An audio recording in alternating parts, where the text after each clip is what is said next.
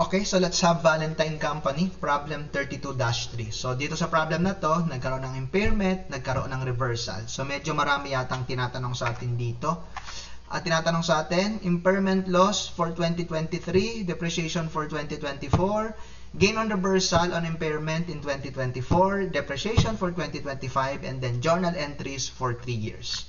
So let's start. So for the impairment loss, kunin muna natin yung carrying value ng equipment ba to? Equipment ako ng equipment. Ano ba to? Equipment nga. Okay. So kunin natin yung carrying value ng equipment as of December 31, 2023. No? Kung babalikan natin yung problem, this was bought on January 1, 2023. So 1 year depreciation. So since carrying value naman yung kinatanong sa atin, let's have it shortcut. No? So, 10 million, kung 5 years yung useful life niya, after 1 year, matitira na lang doon, 4/5. No? So, 10 million times 4/5, 8 million. Versus, fair value less cost of disposal na 7 million 2. No? Kasi doon sa problem, ang given, fair value less cost of disposal 7.2, value in use 6.5M. So, doon tayo sa higher, 7.2. So, yun yung ibabangga natin doon sa carrying value na 8M. So, we have an impairment for the year 2023 na 800,000. So, I think that's the first requirement. No?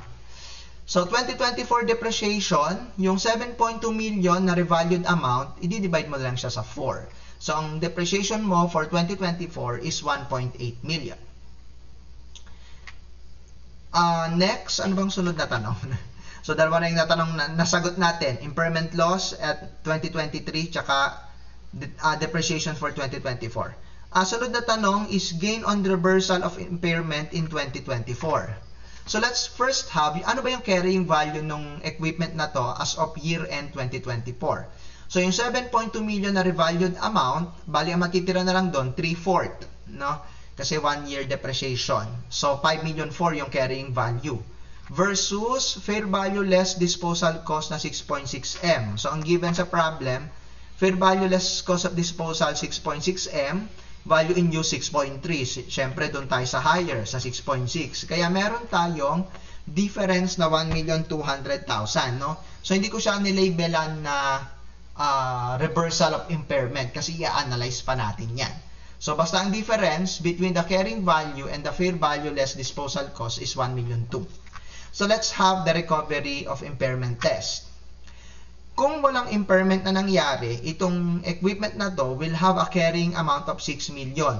No, ang computation ko is 10 million times 3/5. So, bakit? Kung babalikan natin yung problem, this piece of equipment, original cost niya is 10 million, useful life 5 years. So, ngayon, ang pinag-uusapan na natin ay as of December 31, 2024. So, from January 1, 2023 to December 31, 2024, that's 2 years. So, ibig sabihin, ang matitira, no, sa 5 years, edi 3 years. Kaya 3/5. Kaya yun yung ginamit ko dito. No, 10 million times 3/5. So, ibig sabihin, ang kanyang carrying value, kung walang impairment na nangyari, is 6 million.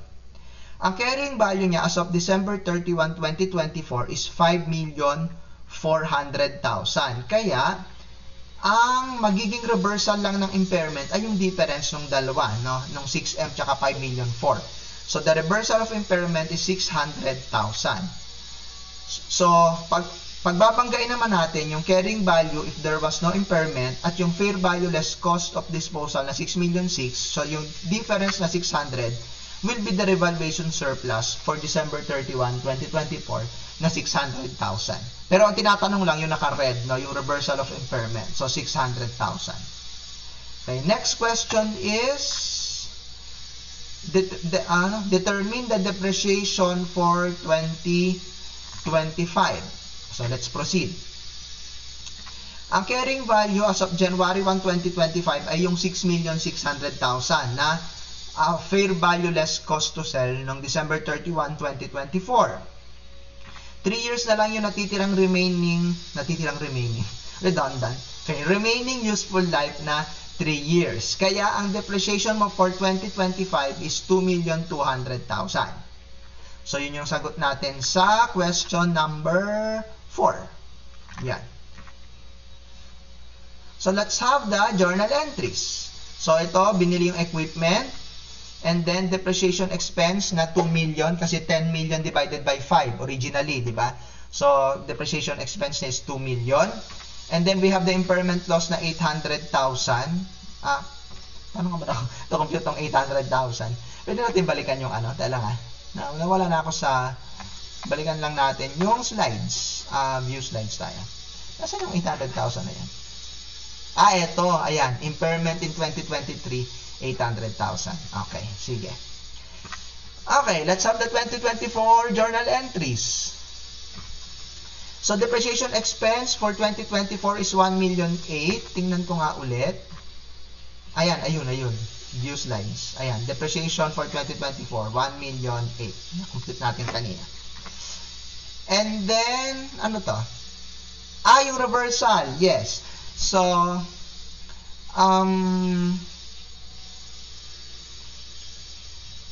ayan, na-compute natin sa slide na, natatandaan ko to. 600,000. Yeah. So, i-deduct natin dun sa accumulated depreciation, no? Yung iba dinedebit to dun sa mismong dun sa mismong asset account, no? Pero I'm more used to debiting it accumulated depreciation.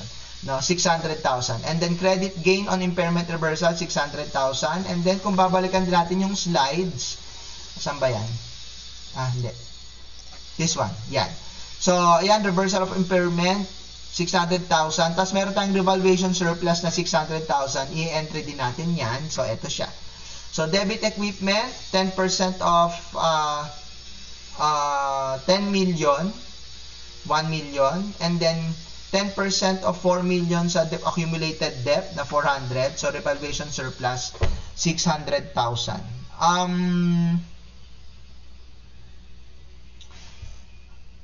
I think hindi ko na ipakita dito yung accumulated debt, no? Yung equipment kasi hindi naman siya nagalaw. Yung original cost niya is 10 million. Dagdagan lang natin ng 10%, so 1 million. Yung accumulated debt yata, ang hindi ko na ipakita, bakit siya 4 million, no? Balikan natin journal entries. Para mas mabilis tayo. Ayan. So, dito, do I have my calcu? I-mental math lang natin. Okay. Accumulated debt, 2 million plus accumulated debt na 800, edi 2 million 8. Tapos sa 2024 entries, 2 million 8, no? 2 million 8 less, plus pala. Plus 1 million 8, edi 4 million 6. Ayan. Less 600, 4 million. Ayan. Sana nasundan nyo ako. Ayan. Anyway, nasa na yung slideshow ko? Yan, nawala na ako. Ayan, dito yata. Nawala yung slideshow ko. Ayan, yan. Back to the beginning tuloy. Ayan.